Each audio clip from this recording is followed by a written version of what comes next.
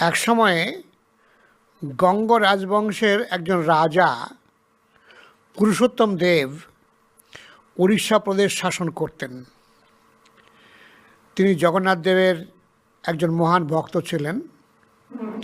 প্রতি বছর রথযাত্রার সময়ে রাজা স্বয়ং জগন্নাথের প্রীতিবিধানের জন্য রথের সামনে রাস্তা ঝাড়ু দিতেন।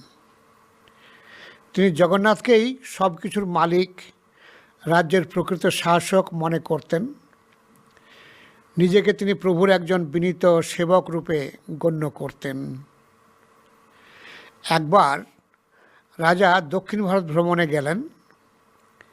তিনি সেখানে কাঞ্চি নামক একটি রাজ্যে উপনীত হলেন এবং রাজধানীর মধ্যে একটি বাগানে তাঁর শিবির স্থাপন করলেন।